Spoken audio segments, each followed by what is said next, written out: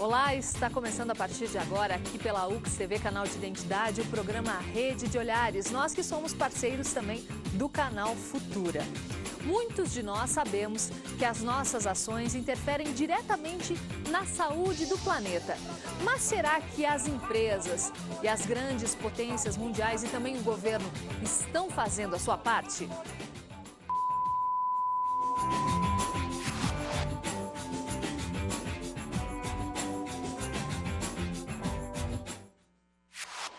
Será que nós estamos fazendo a nossa parte? A nossa parte, assim, professora Vânia, quando a gente fala enquanto consumidores, cada um na sua casa, na sua família? Eu acho que não.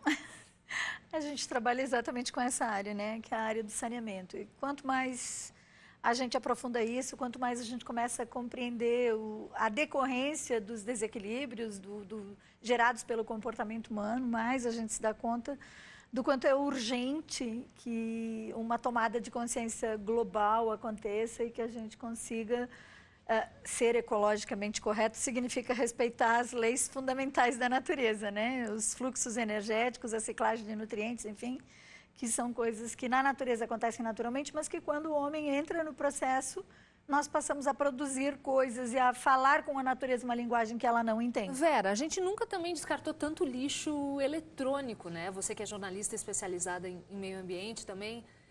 Há esse descarte, como a professora Vânia falou, da época em que deixávamos somente as sementes, enfim, e agora é uma questão de computadores que vão para o lixo, celulares. Tudo fica muito perecível muito rapidamente também, porque essa tecnologia avança de uma forma muito rápida, né? Rápida demais, né? Às vezes até de uma forma desnecessária, porque tem embutido dentro da, entre aspas, necessidade, todo um glamour de tem que ter os equipamentos de última geração. Nessa questão dos resíduos eletrônicos, Caxias ainda tem uma vantagem que tem... A empresa foi criada há pouco tempo, uma empresa especializada na reciclagem de resíduos eletrônicos. Mas até bem recentemente, e ainda hoje, a gente vê pessoas jogando esse tipo de resíduo no lixo. Professora Carol, onde entra a economia? A gente ouve muito falar nessa questão da economia verde como sendo uma solução para isso que a Vera colocava também, dessa questão do consumo desenfreado, dessas sobras todas dessa indústria de consumo exagerado também, né? Bom, vamos por partes.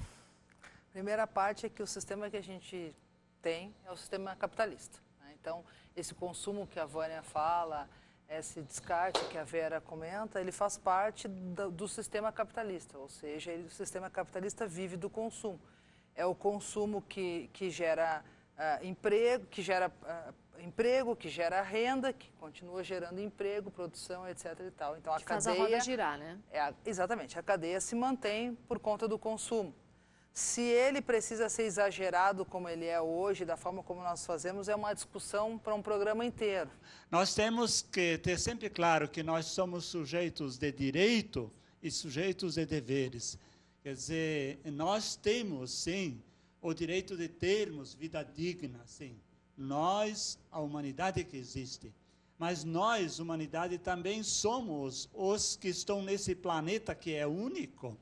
E nós temos que nos dar conta de que a gente precisa respeitar aquilo que os futuros cidadãos também têm direito de ter e de ser. O que o professor Arlindo coloca, né? Enfim, mas a gente sabe, por exemplo, que os Estados Unidos não assinaram o protocolo de Kyoto, que se responsabilizariam a diminuir a geração de gás carbônico, enfim, ou seja, tem vários países em desenvolvimento aí trabalhando e uma grande potência vai contra tudo isso. Como é que fica isso?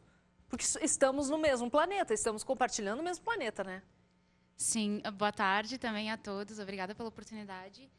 Fazendo o gancho com o que a professora Carol comentou, de fato, Vivi, a questão dos Estados Unidos hoje em dia não ser signatário do protocolo de Kyoto, ele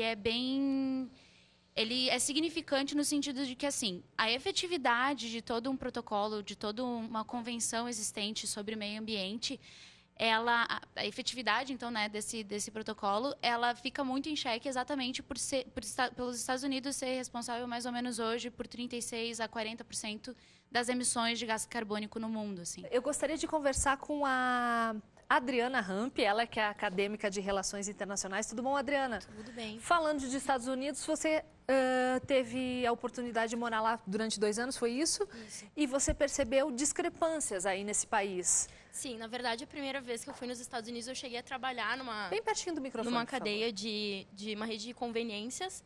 E a gente vê que a questão de logística reversa funciona para algumas empresas e não para outras. E a questão do desperdício nos Estados Unidos é muito grande, né? A gente vê ações do governo cobrando dos cidadãos algumas atitudes, mas a gente não vê das pessoas também vindo, né? A questão do consumo de copos, de papel em geral, porque os americanos têm muito hábito de consumir, né? Tomar café no copo. Então, assim, muito lixo que se consome nos Estados Unidos.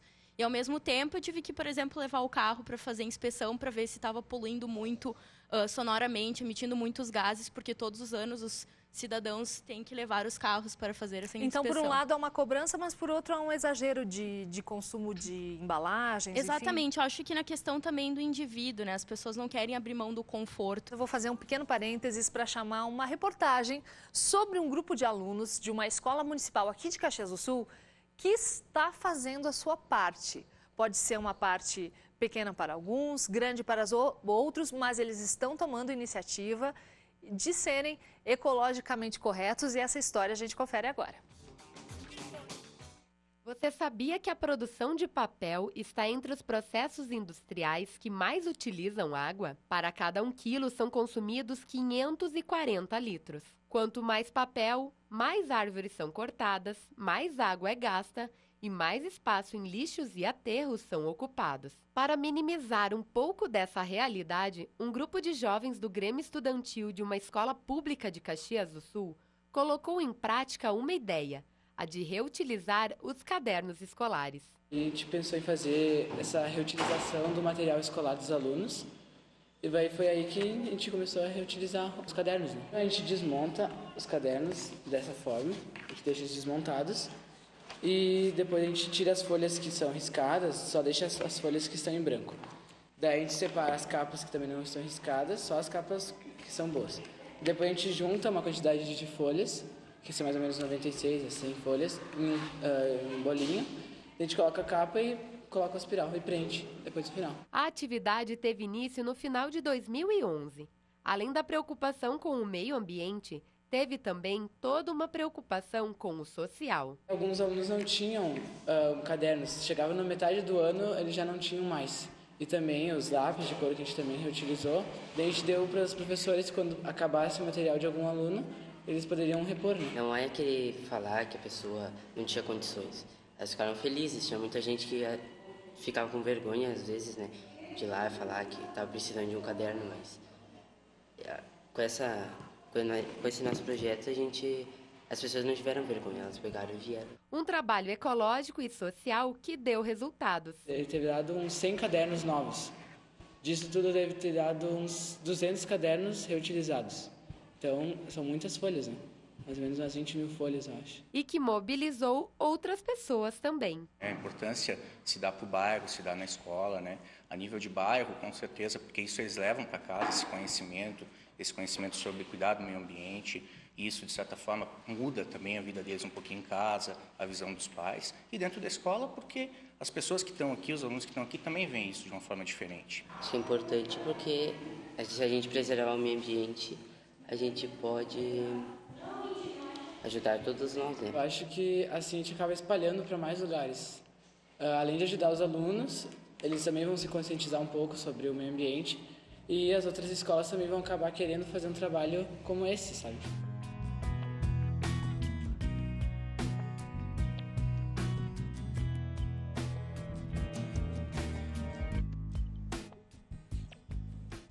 Tá aí, esse é o bom exemplo que vem da Escola Mansueto Serafini, do bairro Pôr do Sol, aqui de Caxias do Sul. Quero saber o que a professora Vânia, a professora Carol, o que a Vera acharam desse exemplo que veio lá da escola. Eu achei um amor, né? Achei assim, aquelas iniciativas bem simplesinhas que tem uma eficiência, né? Claro que é uma iniciativa pequena, né? Mas é exatamente isso o ponto. O ponto é conscientizar para o que eu estou usando, para como que eu estou usando e o quanto que eu vou descartar. Você que defende ecologia há muito tempo, tá aí, a gente começa com propagandas de cigarro de décadas passadas aí, ó, bebê sendo utilizado O propaganda importante de cigarro. Isso foi uma exposição de cartazes de cigarro. Bom, a gente vai, as fotos ficam rodando. Essa questão do cigarro, ela é bem significativa porque ela é um reflexo amplo do consumo, né? No momento em que o cigarro estava completamente liberado, né, as pessoas passaram a fumar tanto nesse país que causou um monte de problemas de saúde e econômicos para o próprio governo.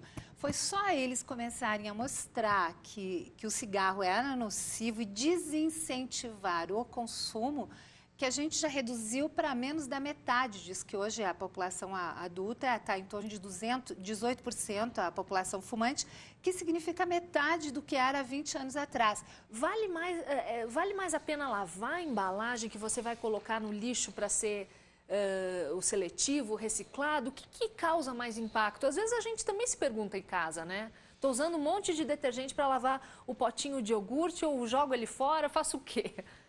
É uma contabilidade difícil de fazer, porque ela depende muito de hábitos culturais da população. Quer dizer, depende muito mais de quanto de sabão eu vou usar para lavar, ou se simplesmente eu vou passar uma água para tirar o excesso, sem ter que lavar com detergente e estar gastando água e está incrementando a quantidade de produtos químicos que a gente está descartando na água, né? Considerando que, na verdade, a gente, principalmente aqui em Caxias, a gente já está fazendo reuso de água, né? A água que saiu dos nossos canos, cai nos mananciais, é captada, tratada, servida de novo. Então, essas coisas a gente precisa começar a pensar. E se você fizer uma contabilidade, quando você vai para o supermercado, chega em casa e contabiliza quanto você trouxe realmente de comida, de coisas que são consumíveis, digamos assim, essencialmente para a tua sobrevivência, e quanto você trouxe de produto químico. Hoje, se a gente contabilizar, é o detergente, é o desinfetante, é o desinfestante, é o sabão em pó, enfim. E tudo isso está indo para onde? Está indo para os recursos hídricos. Então, essa questão ela é bem complexa, assim. Não sei, eu não preciso pensar. A gente tem objetivamente isto. Nós não somos o pior país do mundo, não. Nem o melhor. Acho que nós somos um dos grandes países do mundo, acho que nós sabemos isso, não em população ainda, mas em território sim, e futuramente em população. Então, se nós avançarmos um pouco mais na questão da educação, da formação, etc., nós vamos construindo cada vez mais uma base sólida para administrar e ter esse país, como eu falei antes, para as futuras gerações, com muito boas condições para a sobrevida, com saúde e com alegria, por que não?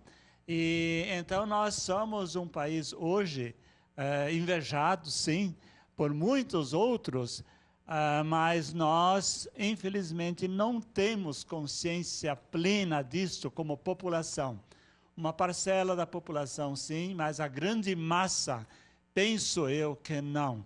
Então, nós deveríamos implementar um pouco mais. Nunca se deu tanta importância à ecologia, às questões ambientais como hoje. E isto é muito bom, muito significativo.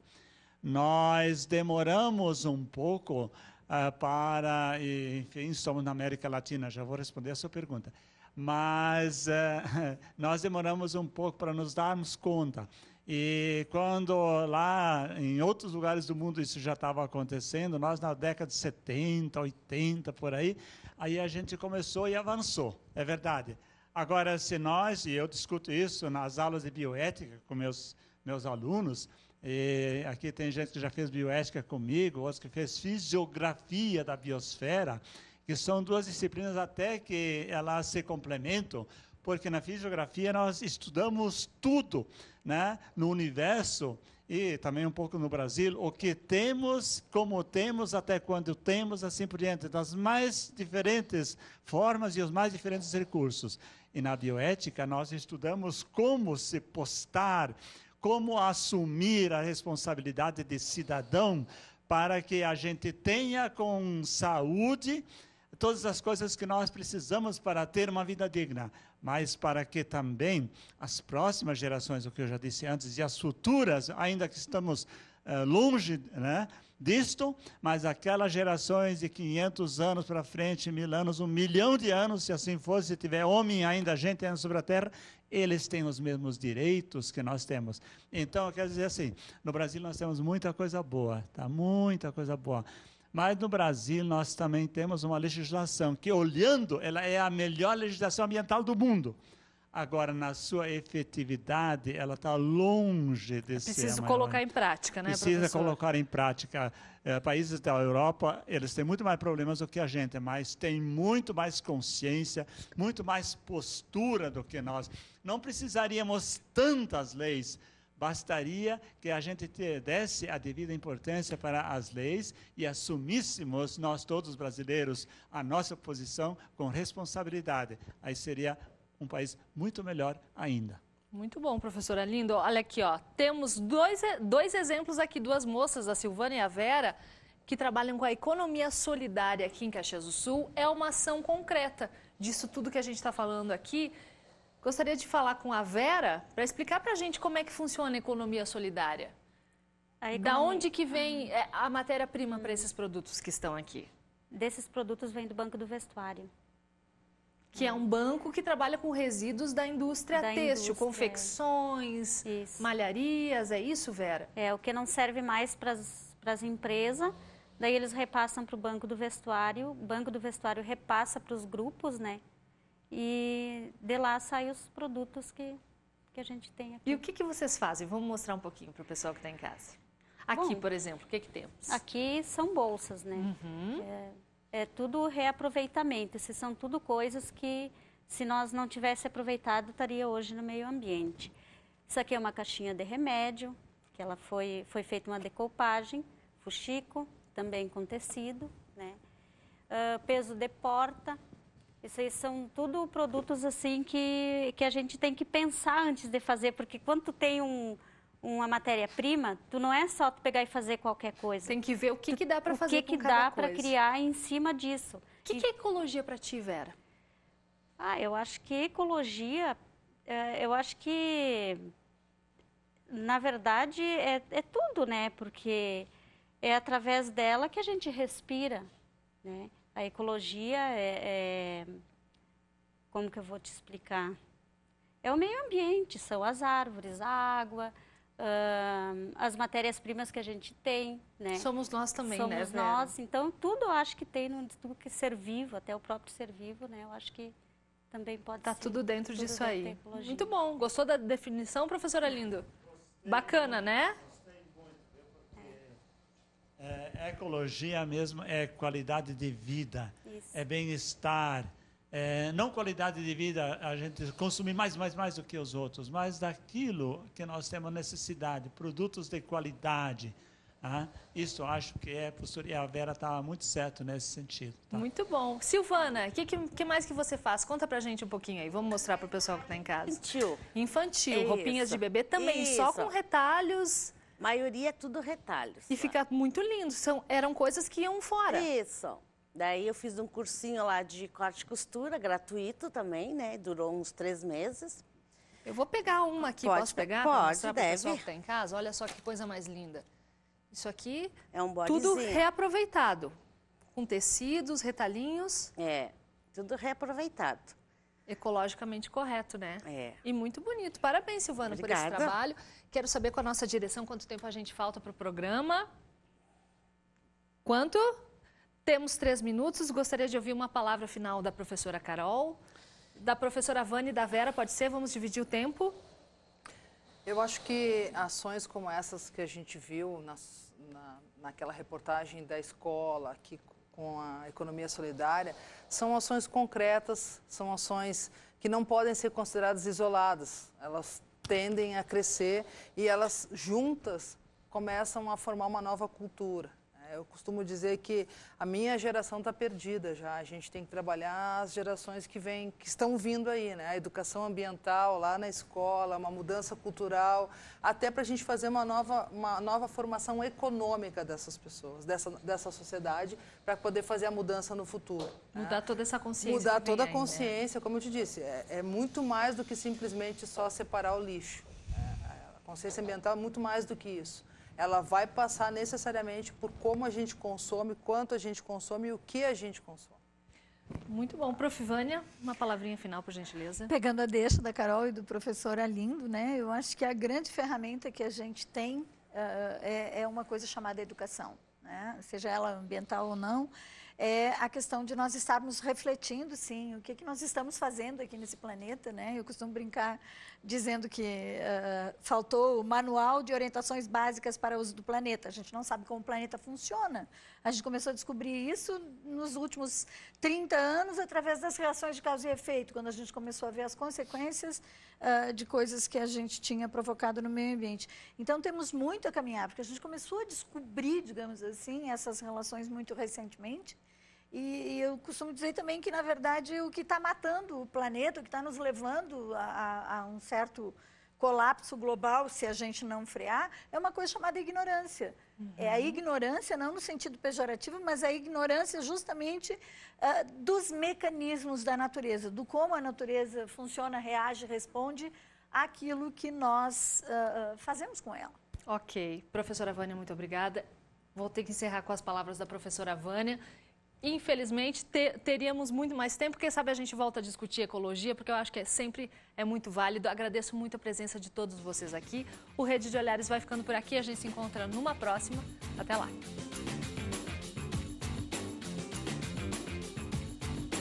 Ficou bonito? Viu?